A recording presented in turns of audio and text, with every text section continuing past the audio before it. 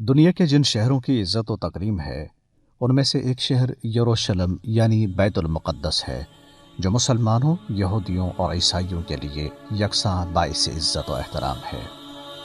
یہاں حضرت سلیمان علیہ السلام کا مزار، تخت داؤد اور حضرت عیسیٰ علیہ السلام کی تبلیغی کاوشوں کے نشان ملتے ہیں۔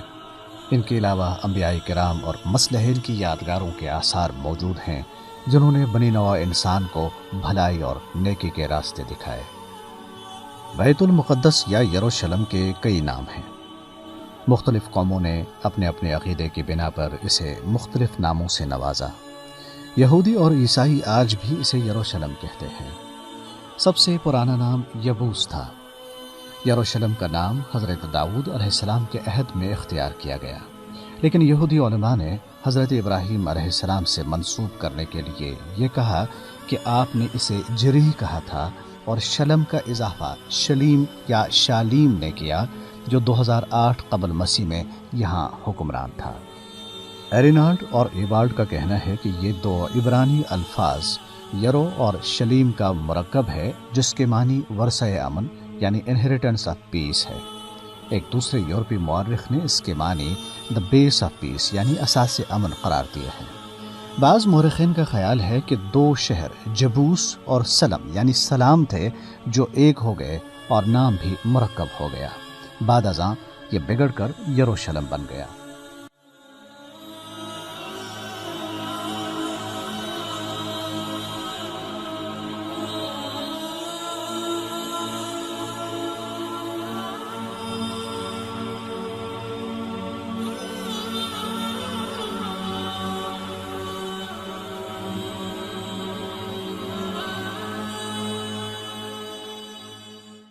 بیت المقدس کی تاریخ اتنی ہی قدیم ہے جتنی کہ نسل انسانی اور اس کی تاریخ۔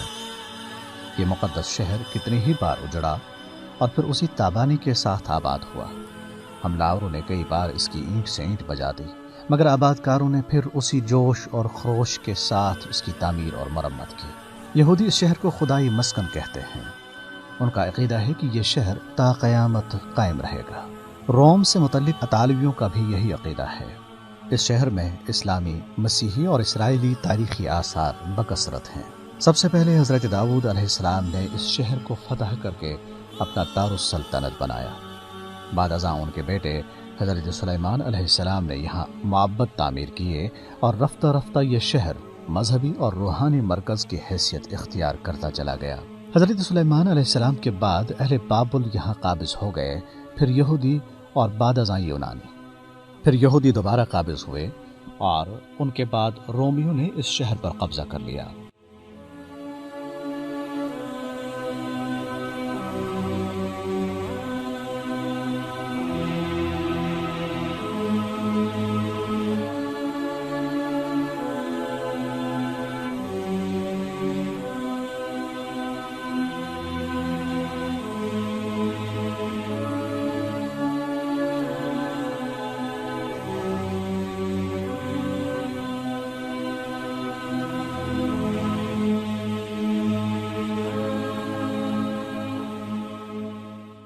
ایک 123 قبل مسیح میں یہودیوں کا داخلہ ممنوع قرار دیا گیا۔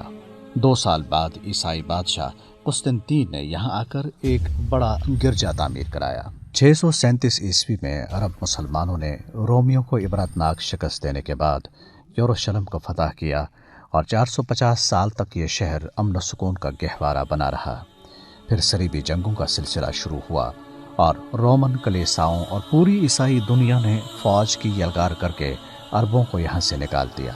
تاہم 517 عیسوی میں عثمانی ترکوں نے اسے دوبارہ فتح کر کے یہاں اپنی حکومت قائم کر لی۔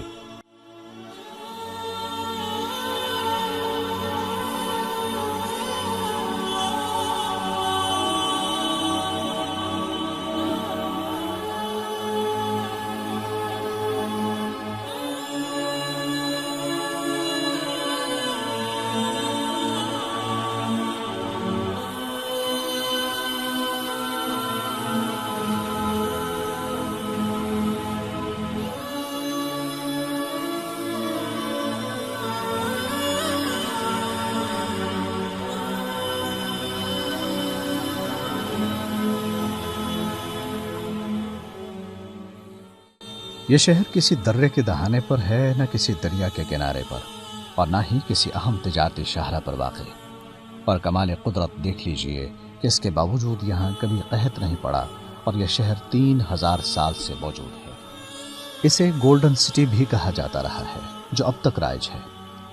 یہ اس لیے کہ جب سورج طلوع ہوتا ہے تو اس کی کرنوں سے سنہری پتھروں کے بنے مکانات جگمگا اٹھتے ہیں۔ اس شہر کی قدیم تاریخ میں 637 عیسوی کے بعد عربوں کے دور حکومت کے 450 سال کے علاوہ اس کے باشندوں کو کبھی امن و سکون دیکھنا نصیب نہ ہوا۔ انسان کی خون آشام تاریخ یہاں اپنے آپ کو دہراتی نظر آتی ہے۔ ان واقعات کو اگر یکجا کیا جائے تو یہاں ہونے والی لڑائیوں کا شمار ناممکن ہے۔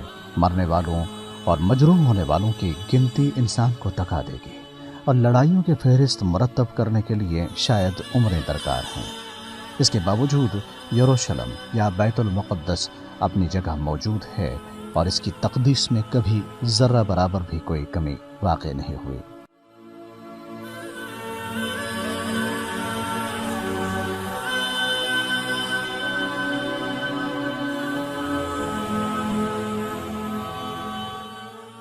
مسلمانوں کے لیے اس شہر کی اہمیت کی بڑی وجوہات اور حوالے ہیں، جن میں سب سے اہم مسجد اقصی ہے۔ مسجد اقصی کی تعمیر جنات سے ہوئی تھی۔ مسلمانوں کے قبلہ اول ہونے کا شرف بھی مسجد اقصی کو ہی حاصل ہے۔ 17 ماہ تک مسلمان اسی مسجد کی طرف رخ کر کے نماز ادا کرتے رہے۔ نبی کریم صلی اللہ علیہ وسلم نے تمام نبیوں کو اسی مسجد میں اپنی امامت میں نماز پڑھائی تھی۔ نبی اکرم صلی اللہ علیہ وسلم اسی مسجد سے معراج پر روانہ ہوئے۔ حضرت داؤد علیہ السلام نے اسی مسجد کی تعمیر و توسیع کا کام شروع کرایا۔ انہوں نے اپنے بیٹے حضرت سلیمان علیہ السلام کو وصیت فرمائی کہ میرے وفات ہونے کے بعد اس مسجد کی تعمیر کو مکمل کرانا ہے۔ چنانچہ ان کی وفات کے بعد حضرت سلیمان علیہ السلام نے جنات سے اس مسجد کی تعمیر کا کام شروع کرایا، اور جب حضرت سلیمان علیہ السلام کا آخری وقت قریب آیا تو آپ شیشے کے ایک کمرے میں چلے گئے اور اللہ تعالیٰ کی عبادت میں مشغول ہو گئے۔ جب آپ کی روح قبض ہوئی تب آپ اپنی عصا یعنی چھڑی کے سہارے کھڑے تھے۔ جنات یہ سمجھ رہے تھے کہ آپ ان کے کام کی نگرانی کر رہے ہیں۔ 1 سال بعد جب حضرت سلیمان علیہ السلام کے عصا کو دیمک نے کھا لیا تو آپ کا جسم مبارک زمین پر گر گیا۔